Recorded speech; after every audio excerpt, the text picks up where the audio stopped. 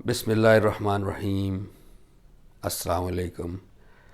میں نے آپ کے سامنے کرونا وائرس کا ایک اسپیکٹ رکھا تھا، ایک زاویہ جس کو میں نے اللہ کے ساتھ ملایا تھا، اور میں نے یہ بات پیش کرنے کی کوشش کی تھی کہ اللہ کا جو عذاب جس کو ہم منسوب کر رہے ہیں کرونا وائرس کے ساتھ، وہ دراصل عذاب نہیں ہے۔ جب آپ قرآن کو پڑھتے ہیں تو اس سے معلوم ہوتا ہے کہ وہ اللہ کی آیات ہیں۔ زیادہ سے زیادہ ہمیں یہ بات کہنی چاہیے کہ اللہ کی نشانی ہے، جس کو دیکھ کے ہم we should pause and reflect and reconnect ourselves with Allah and make Allah اور میک ہم enter the equation of our lives. ہماری زندگی کی ایک ایکویشن ہے نا، اس میں اللہ کو بھی رکھنا چاہیے درمیان میں۔ تو یہ ایک ٹائم ہے جس میں ہمیں سوچنا چاہیے کہ ہم اللہ سے کتنے قریب ہیں یا دور ہیں، اور خالق کی کائنات ہے، ہمارا بننے کا کیا مقصد ہے۔ تو میں نے اس عذاب کو دراصل ایک خاص رسولوں کے آمد، جو ان کی قوم میں رسول آتا ہے، اس کے ساتھ میں نے منسوب کیا تھا۔ اس تناظر میں آپ کے سامنے قرآن کی ایک بنیادی چیز رکھنا چاہتا ہوں، جس طرح ہم سمجھتے ہیں، اور جس کو اگر آپ ملحوظ خاطر رکھیں گے تو قرآن سمجھنا آسان ہو جاتا ہے۔ کیونکہ قرآن دراصل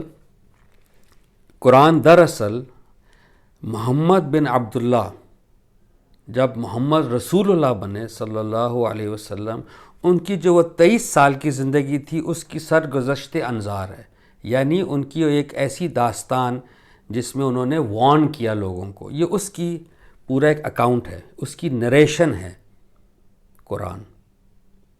اب آپ دیکھیے، میں آپ کے سامنے ایک آیت پیش کروں گا قرآن کی، تو اس سے میں ایک نتیجے پہ انشاءاللہ ہم آنے کی کوشش کریں گے، اور ہم دیکھیں گے قرآن کو اگر ہم اس زاویے سے دیکھیں تو کیا اس کو پھر سمجھنے میں ہمارے لیے آسانی ہوتی ہے کہ نہیں۔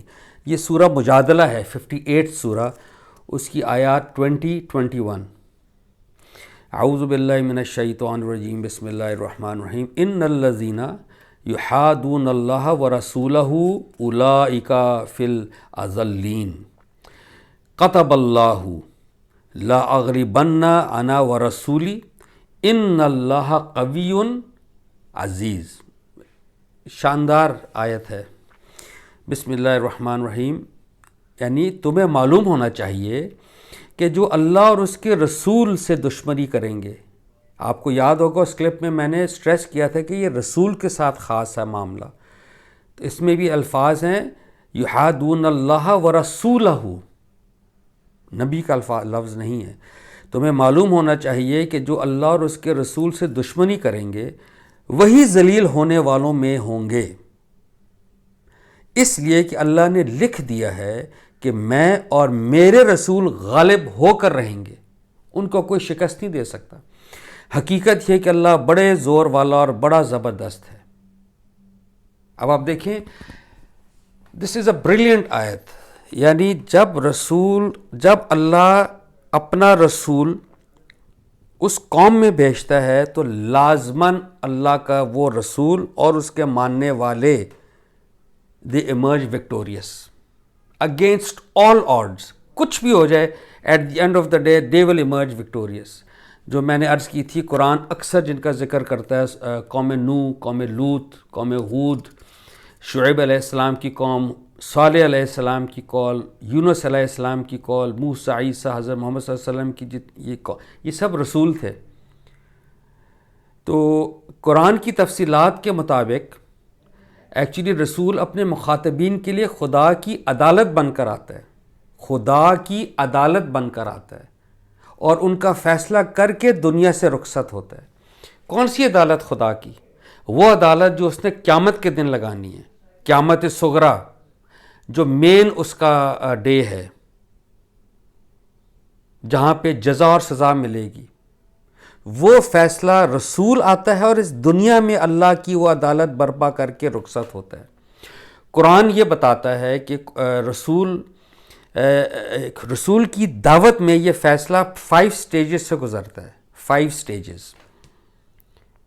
وہ میں اگر ہم حضور پاک صلی اللہ علیہ وسلم کی لائف کو رکھیں ایز اے رسول، ہم دیکھتے ہیں کہ سب سے پہلی وہ سٹیج ہے، یہ سب رسولوں کے ساتھ کامن ہے، لیکن میں حضرت محمد صلی اللہ علیہ وسلم کی رسالت کا جو دور تھا اس میں وہ 5 سٹیجز آپ کو آپ کے سامنے پیش کروں گا. نمبر 1 از انذار، وارننگ. ہم دیکھتے ہیں کہ جیسے حضور پاک صلی اللہ علیہ وسلم جب رسول بنائے گئے، انہوں نے بالکل اپنے جو قریبی تھے، حضرت ختیجہ، حضرت ابو بکر، حضرت علی، اپنے غلام حضرت زید، اور جو قریبی تھے ان کو پہلے پیش کیا وہ دعوت. وہ ایک دم چل نہیں پڑے کہ بوری بستر اٹھایا اور وہ یمن نکل گئے اور انڈیا چلے گئے، Malaysia. No, he stayed in his environment, اور جو ان کے قریبی تھے ان سے انہوں نے بات کی. پھر وہ فکر میں بیٹھے رہتے تھے اب کیا کریں. تو سورہ مدثر بہت خوبصورت اس کا سٹارٹ ہے کہ اللہ نے کہا ہے کہ یہ چادر میں لپیٹنے، جو آپ نے لپیٹی ہوئی ہے چادر میں لپیٹنے والے، آپ اٹھیں اور انذار عام کریں. Propagate this message now in Mecca. تو اس کو انگلش میں کہتے ہیں پروناؤنسڈ وارننگ، عام منادی کریں. اور آپ دیکھیے 13 سال حضور پاک صلی اللہ علیہ وسلم صرف مکہ کی چھوٹی بستی میں وہ منادی کرتے رہے، اللہ کی دعوت دیتے رہے.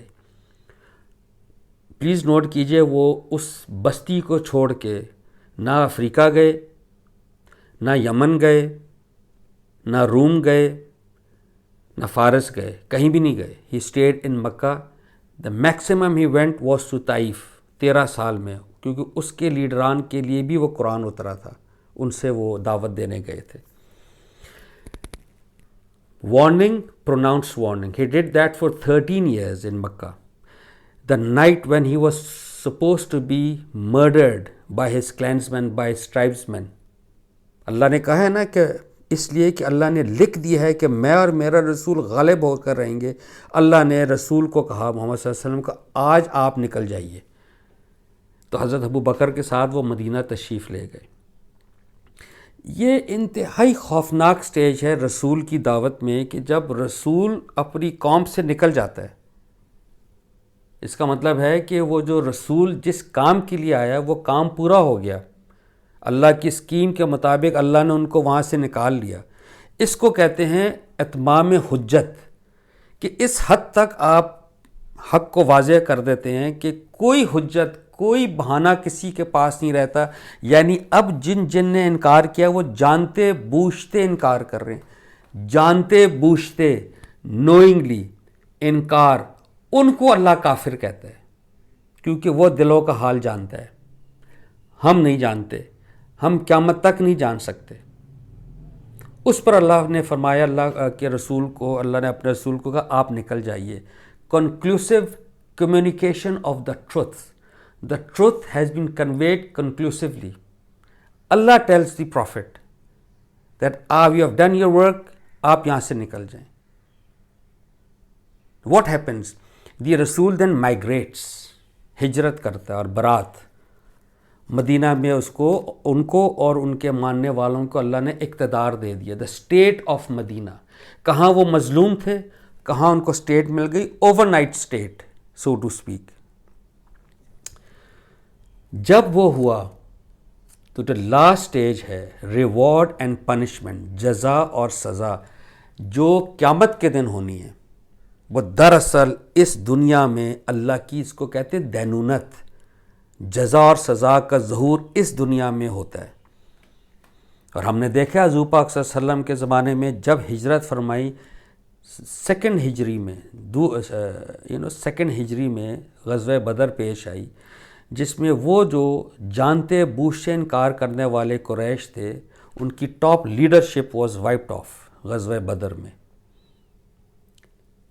یعنی حضور کے ماننے والوں کو جزا ملی، نہ ماننے والوں کو سزا ملی. تو یہ 5 سٹیجز کے مراحل سے گزر کر اللہ کی دینونت کا ظہور اس دنیا میں ہوتا ہے. اور اللہ کی آسمان کی جو عدالت ہے وہ اس دنیا میں برپا ہوتی ہے، جس کو میں نے کہا تھا قیامت صغریٰ، چھوٹی قیامت، منیچر ڈے آف ججمنٹ. تو اب دیکھیں آج قرآن کے حوالے سے میں آپ کے سامنے وہ چھوٹی قیامت پریزنٹ کر رہا ہوں، جس کو دیکھ کے ہم دراصل جو قرآن کا اصل ٹاپک ہے قیامت، اس میں جزا اور سزا، اس میں کامیابی کی کیا کنجی ہے، وہ بھی ہم دیکھیں گے انشاءاللہ کیا کنجی ہے. تو اس کا پیغام ہم کو اس قرآن کے ذریعے اس کامیابی کا، اس دن کے ظہور کا ہمیں قرآن انفارم کرتا ہے۔ تو یہ اس سے میں نے لنک کیا، کیونکہ اس میں میں تفصیل زیادہ کر نہیں پایا تھا۔ یہ 5 سٹیجز ہیں، اس لیے یہ عذاب رسولوں کے ساتھ بالکل ان کے ساتھ، آپ دیکھیے وہی ذلیل ہونے والے ہوں گے جو اللہ اور اس کے رسول سے دشمنی کریں گے، وہی ذلیل ہونے والوں میں ہوں گے، اس لیے کہ اللہ نے لکھ دیا ہے کہ میں اور میرا رسول غالب ہو کر رہیں گے۔ ہم نے یہ دیکھ لیا، تمام رسول، نوح علیہ السلام، لوط علیہ السلام، ہود علیہ السلام، صالح، شعیب علیہ السلام، ایوری بڈی ایمرجڈ ایز وکٹرز۔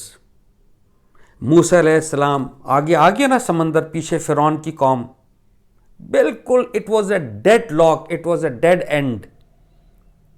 اللہ نے کہا اپنی لاٹھی ماریں آپ، وہ اس نے راستہ بنایا، سمندر نے یا دریا نے، دے کراسڈ، اور وہ پیچھے سے آئے، just like that they were drowned. It's so simple.